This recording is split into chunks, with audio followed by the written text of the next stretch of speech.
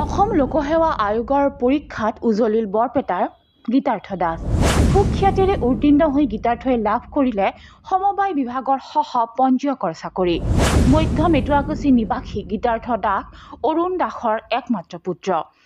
এটা ব্যক্তিগত প্ৰতিষ্ঠানত চাকৰি কৰি অৱসৰ গ্ৰহণ কৰিছে অৰুণ দাসে। পুত্ৰৰ সফলতাই আনন্দ কঢ়িয়াই আনিছে পৰিয়ালটোলৈ।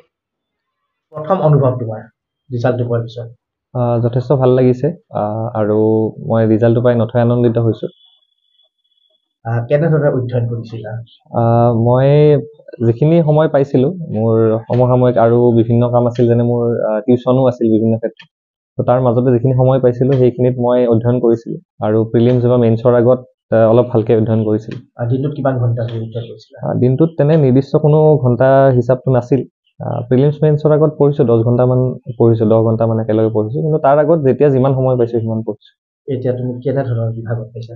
মই এছিষ্টেণ্ট ৰেজিষ্ট্ৰাৰ কোঅপাৰেটিভ ছ'চাইটিজ সেই বিভাগত স্থান লাভ কৰিবলৈ সক্ষম হৈছোঁ। কিবা কোচিঙৰ? নাই, কোনো ধৰণৰ কোচিঙৰ সহায় লোৱা নাই, কিন্তু অনলাইনত বিভিন্ন আজিকালি চ'ৰ্চ পোৱা যায়, তাতে অনলাইনত যিমানখিনি পাইছোঁ তাৰে সহায় লৈছোঁ। এই মানে কৃতজ্ঞতা আৰু তুমি কাক ধন্যবাদ দিবা? মোৰ ঘৰৰ আটাইখিনি, মা দেউতা ভণ্টি আৰু লগত মামাহঁতৰ পৰিয়ালটো, তেওঁলোকে বিভিন্ন সময়ত সহায় সহযোগিতা আগবঢ়াই আহিছে।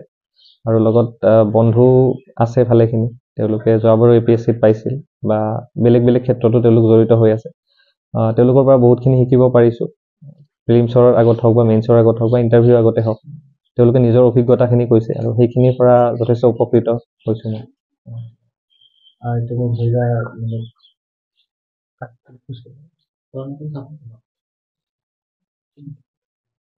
এই যে অধ্যয়ন কৰিলা তুমি অসমীয়া মাধ্যমত অধ্যয়ন? নাই, মই স্কুলত অসমীয়া মাধ্যম আছিলোঁ ক্লাছ 10লৈকে, শংকৰদেৱ বিদ্যা নিকেতনৰ ছাত্ৰ। তাৰপিছত মই ইংৰাজী মাধ্যমত পঢ়া। কেনেধৰণৰ মানে প্ৰস্তুতি ল'ব লাগে APSC আণ্ডাৰত? কেনেধৰণৰ? প্ৰথমতে মই ভাবোঁ যে যিখিনি বেছিক বস্তু সেইখিনি কাভাৰ কৰিব লাগে। বিশেষত আপোনাৰ আৰ্টছৰ যিখিনি ছাবজেক্ট আছে, পলিটিকেল চায়েন্স, হিষ্ট্ৰী, জিঅ'গ্ৰাফী, সেইখিনি অলপ ভালদৰে পঢ়িব লাগে আৰু তাৰ কাৰণে ফাউণ্ডেশ্যনটো ষ্ট্ৰং হ'ব লাগে। মই ছায়েন্সৰ ষ্টুডেণ্ট আছিলোঁ কাৰণে মই 11-12খিনি আকৌ এবাৰ ভালদৰে পঢ়িব লগা হৈছে, কাৰণ মই সেইখিনি আগতে পঢ়া নাছিলোঁ। তাৰপিছত যিখিনি ষ্টেণ্ডাৰ্ড বুক থাকে, যিখিনি অনলাইনত আজিকালি পোৱাই যায়, তো সেইখিনি ফ'ল' কৰিব লাগে আৰু ভালদৰে মানে পঢ়ি থাকিব লাগে, ৰিভিজন দি থাকিব লাগে। ৰিভিজনটোৱে ছাকচেছৰ কি আচলতে মোৰ মতে। এই পৰীক্ষাটো সম্পূৰ্ণ স্বচ্ছ নিকা হৈছে? মোৰ মতেতো নিকা হৈছে, কাৰণ মই যেনেদৰে ভাবিছিলোঁ তেনেকুৱা পদে পাইছোঁ।